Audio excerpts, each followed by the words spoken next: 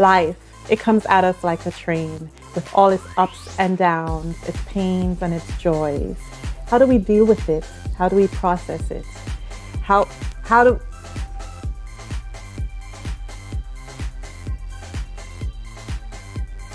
what we learn from life, and especially what we teach life back in return, makes all of the difference. Welcome to Life Talks.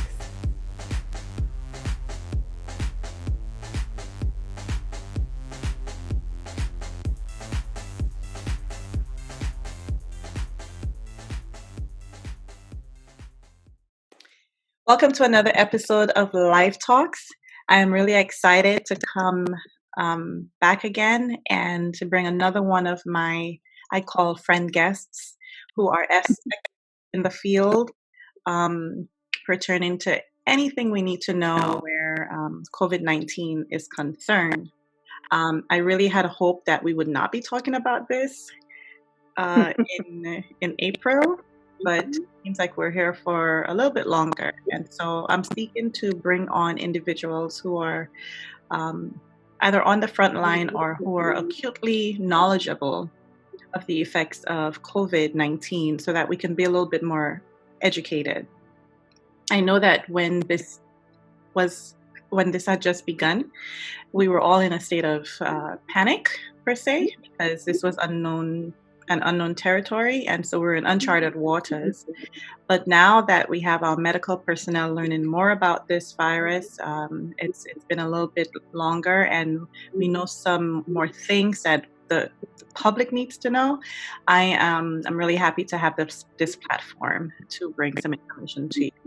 So today I'm really excited to have my a sister friend on, who's also, there's some words that we probably can't use, but who rocks in the field. And so I'm going to change the gallery view so they could see you, right? But so Mrs. Kat Bornman and I go a little bit way back, a couple of years back, working at Blue Mountain Academy, or being at Blue Mountain Academy together. And I was scrolling the other day at your on Facebook, and I saw that you posted something and it caught my attention. And I reached out and asked you if you could come. So I'm really grateful. So I just want to do a quick introduction of you. So Kat Bornman has been a cardiac RN for the last 28 years. She enjoys reading about new findings in the field of cardiac medicine. Recently, there's been articles from JAMA, or JAMA, ACC, etc., studying studies from Harvard and Johns Hopkins about, among others. She mentioned that these were reputable sources, and you talked more about what was going on with COVID, but as a cardiac RN for 28 years, you currently work for the largest cardiovascular institute in Harrisburg, PA, as an outpatient nursing coordinator. 28 years, that's a long time, quite a bit of it. And so this leads to the focus of what we want to talk about today. So welcome to the show, my friend. Well, thank you so much for having me. Good to see you. It's very honored. It's been like 5 years, I think, or a little bit longer than that. Yeah, Gabby's been out of school now 6 years. So yeah. So we were kind of like hallway roommates at BMA. I just want to give a shout out really quickly, for the parents who are having to brave this home with their children. I thought about us, when I was thinking about you coming on, and saying I have to give kudos to you because you sacrificed quite a bit of comfort for your daughter. So that she can go through Blue Mountain Academy. Blue Mountain Academy is a Adventist Christian boarding school, high school, and it's in the hills of Blue Mountains over in Hamburg, PA. And so my children were there. Kat had a daughter there, and you stayed in one of the dorm rooms in order to Yes. be a support for her. I mean, you have your house, but yet you were Yeah. staying in the dorm room so that you can be a support. So I just want to, if I've never told you before, you are one heck of a woman, and you set an Um, example for me. I drew from your dedication and your love for your daughter, do and anything for your kids. I do, and I kind of did the same Yes. thing. Moved down there. So even though I did not go to a boarding academy, I can say that I have been a resident, and you and I have lived in. So there. So that's where we are. Exactly. Same So Yes. so now 6 years later, I'm grateful for the friendship, and it's one of those things, like, it doesn't matter how long you don't talk. Once you talk again, it's like, oh, no time has passed. Exactly. Exactly. I think all of Blue Mountain, the people that you meet at Blue Mountain, it's the same way. I don't know what it is about that place, but Yeah, it's just the same way. it's a special place. It's a special It place. is. And even though you were there as a mom, you still were given with your nursing work with the dorm and the girls, and if anything went down. So I knew that you would be a perfect person to invite on, because I knew it would be more than just education, that you would be giving us your heart also. So thank you for coming to the show. Well, thank you very much for having me. I'm very, very honored to be here on it.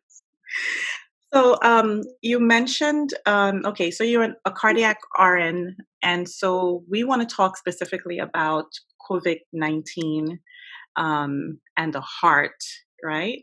Yes. And Yes. things that you are concerned about or you need to know. So I just want to read some of what you had posted that caught my attention. Sure.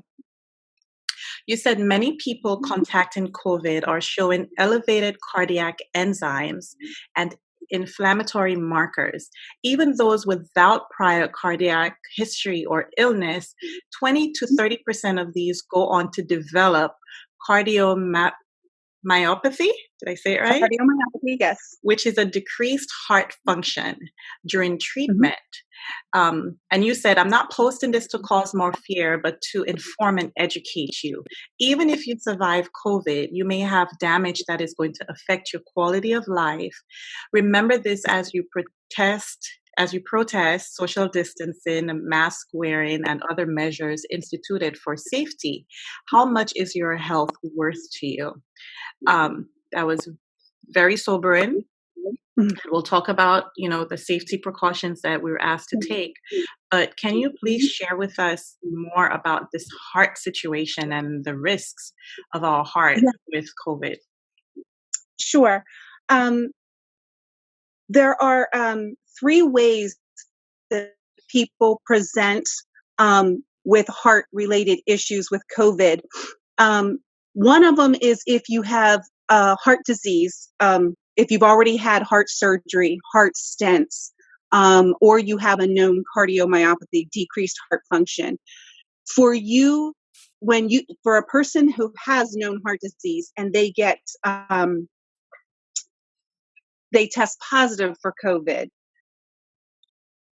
then the virus, for whatever reason, they don't know. It's one of those viruses that attacks the heart. Um, it attacks lungs, it attacks heart, and it attacks kidneys. Those are the three major organs that it attacks. And so, somebody who already has damage, they get the COVID. Of course, they're going to have more heart damage. So they're going to be even sicker. And those are the ones that tend not to make it through. If they do, it is a miracle, and there's something God has for them to do here Wow. on Earth still.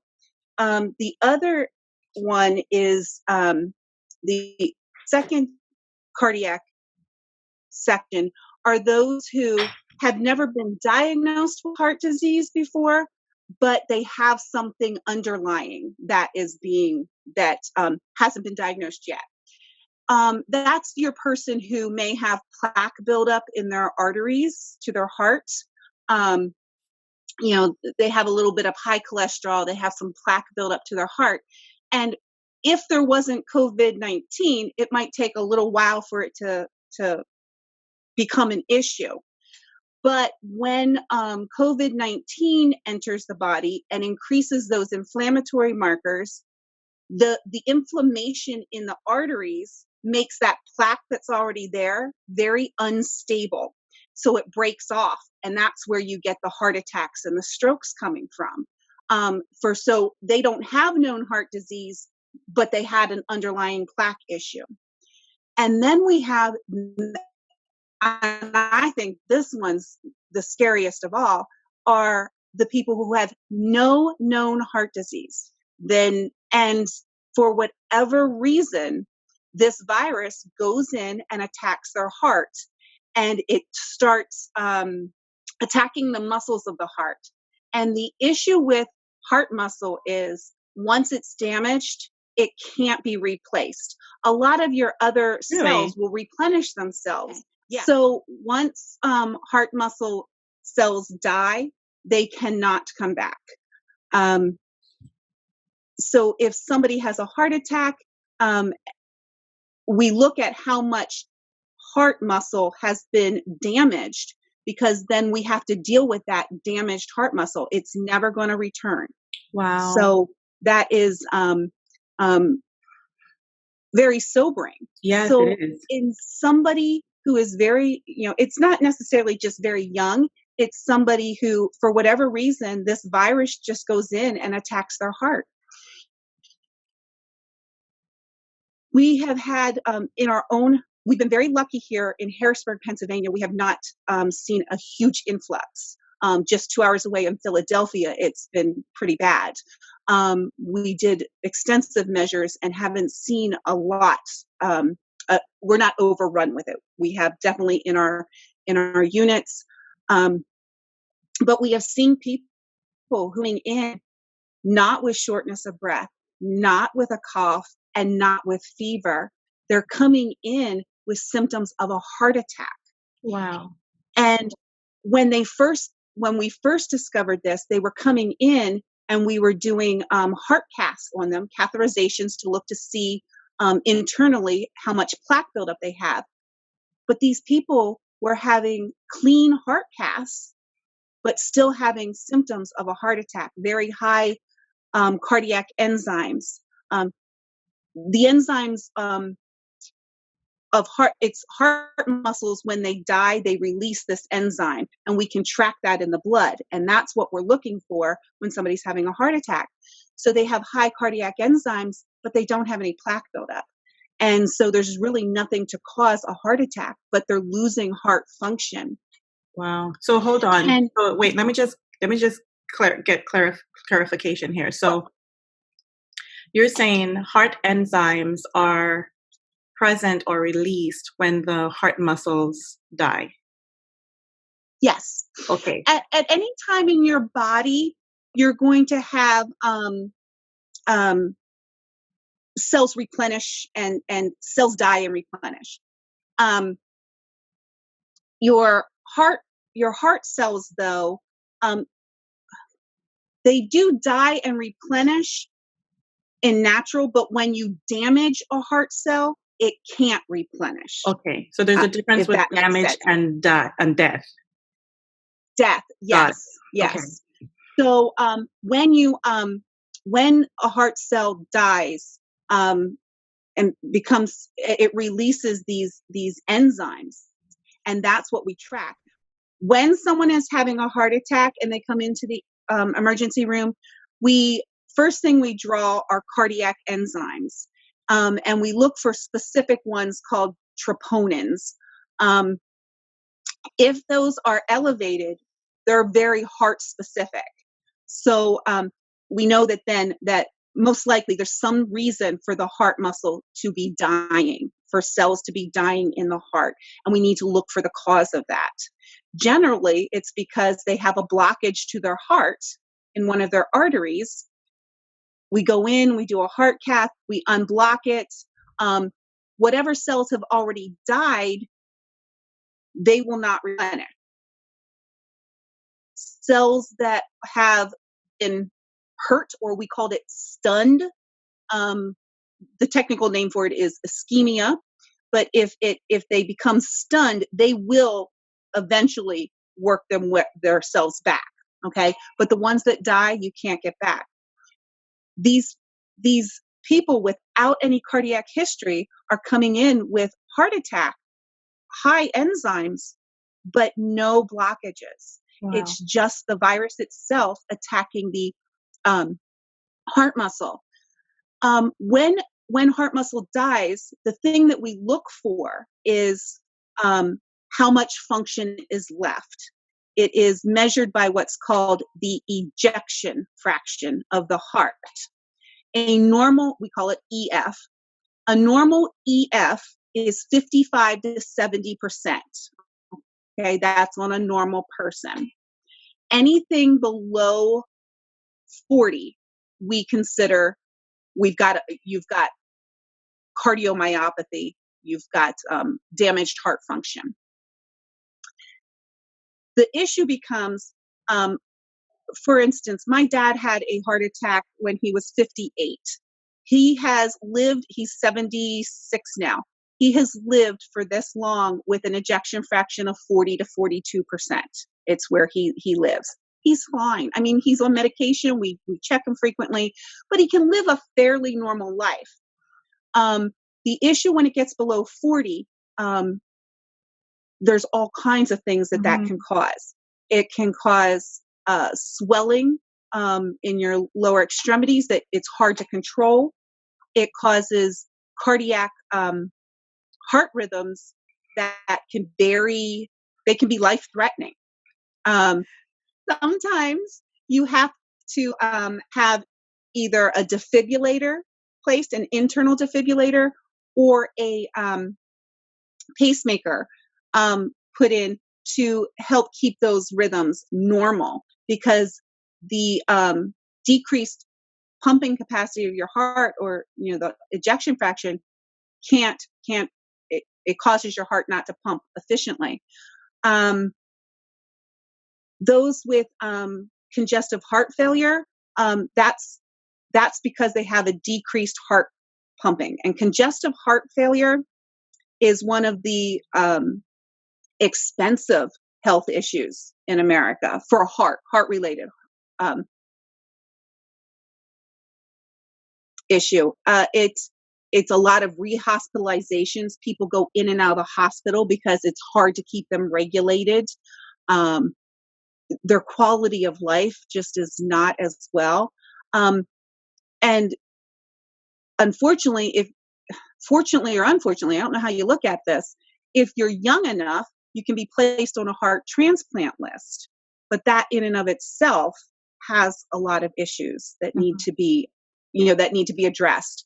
You're going to be constantly on anti-rejection meds and things like that. Just having a heart transplant is not, it's miraculous in that you're still alive, but there's still a lot of health issues you're going to have. So what we're worried about is the increase in people who are going to have damaged hearts from COVID. They're going to survive the COVID fine. They'll leave the hospital, but they're going to come out with damaged hearts, and they're going to require care for the rest of their life. And sometimes they're going to face a very severely decreased quality of life. Quality of life, yeah. And then eventually, I mean, they won't have the life expectancy one would think either. And so I get really scared for these young kids who think they're invincible, because they could have a case of COVID that doesn't even require them to go to the hospital, but they may have some heart problem that's going to show up down the road. And that's where they don't understand. As you're speaking, I was envisioning, some of the scenes that we've seen with individuals leaving the hospitals, being cheered on that they've recovered. So in some minds, you're thinking, they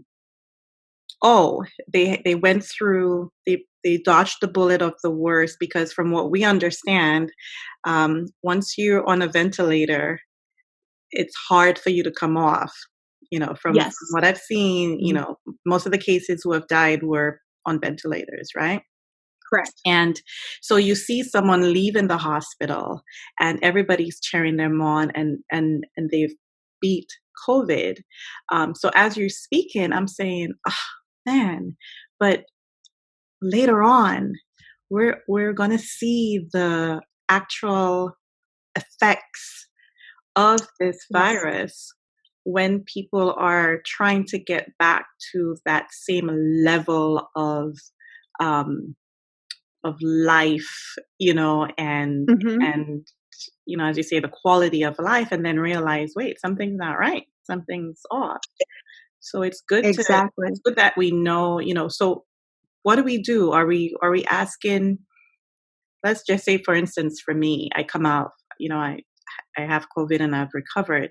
Am I then to try to be more mindful and aware to keep checking with my doctor?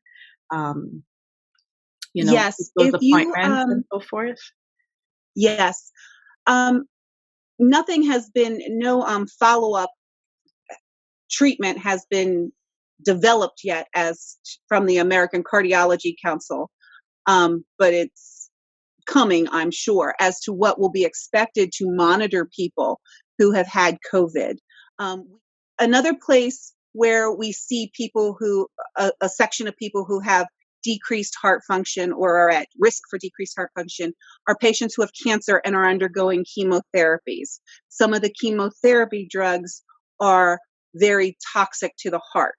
So we now know that. So people who receive chemotherapy are often given, they see a cardiologist and their heart is followed for that. And we do testing to make sure they're not developing any decreased heart function. So I assume here in the future, and not so far future, we're going to have to develop a process of how we're going to monitor these COVID patients for possible heart problems that weren't addressed, um, or weren't found, when they were COVID positive. Like I said, some people, they say, may be COVID positive and didn't even know they had the disease. It's that mild, Right. but we Right. don't know what it's doing to their hearts. So Oh, um, that's the fear. that is so. I. We're not supposed to be quote unquote afraid, but just because it's almost like it's this silent demon that it's Yeah. just doing things and we don't know, and we're calling safety because we're saying, I'm not as bad as this person, you know I don't Mhm. have this, I don't have that. So for instance, they tell you, if your symptoms are mild, you don't need to go to the hospital, right? Right. uh, Right. Stay home, weather it out, build your immunity. But now on the flip side, it's like, yeah, I'm home building my immunity, but this thing can be doing things to organs that I don't Yes. know about.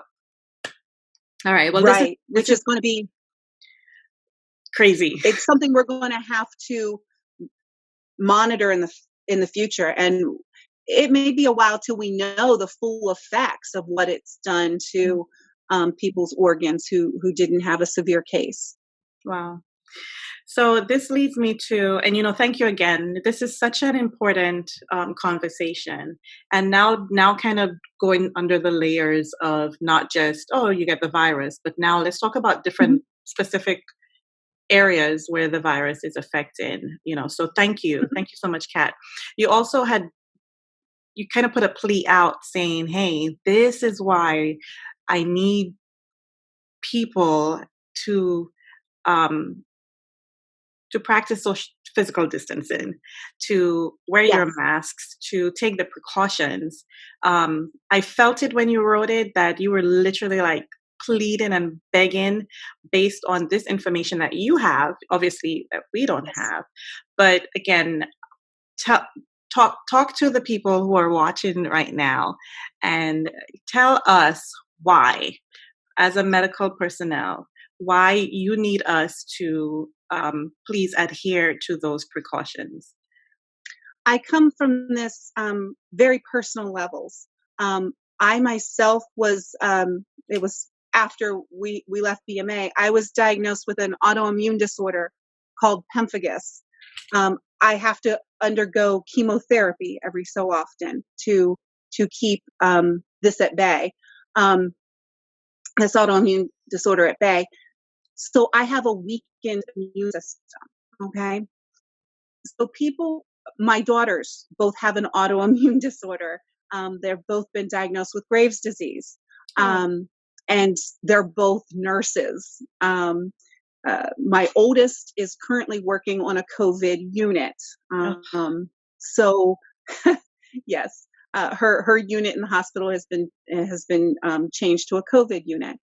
They're not overrun, and I have to say, we are very lucky in Harrisburg. We have all the personal protection equipment that is needed. We do, and the two health systems that we work for have been wonderful in providing that for us.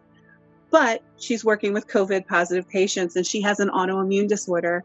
And I would say about half the patients that she has seen on her unit did not receive it and are not high-risk patients. They received it from going to a party. They received it from, there's been a few of them. There's a meat packing plant around here that they discovered the virus in. So a lot of the workers got it from work. But it was not high-risk people who are on her unit. I have people who I am close to who are saying that wearing a mask violates their rights. And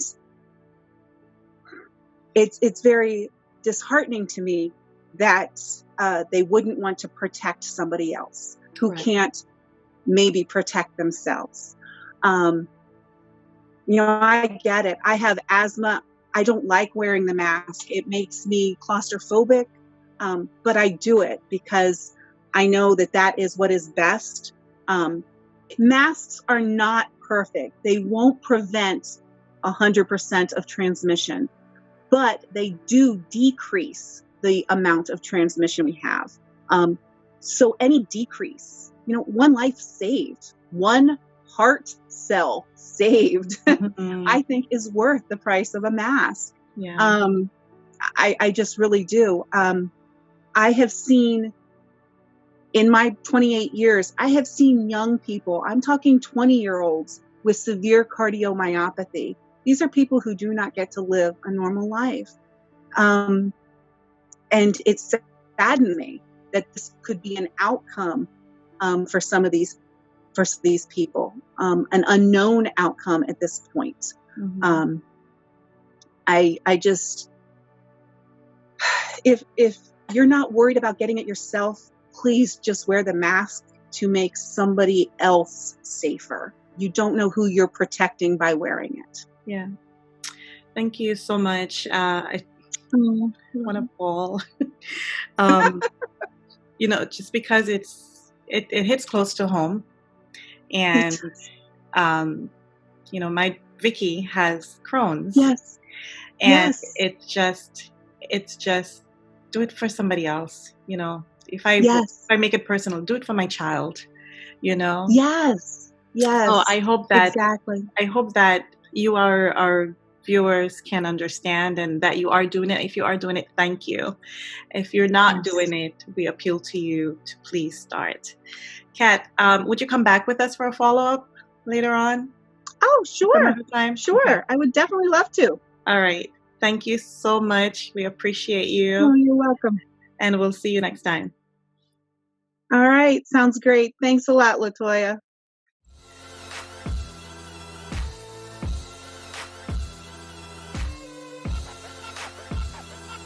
Thank you for joining us on another episode of Life Talks. I hope that you were inspired and that you have felt a rejuvenation in your life. And I hope that what you are saying right now is that the answer that you are given to what life has thrown at you is that I am still here. Email us with your Life Talk ideas at mylifetalkstv@gmail.com. See you next time.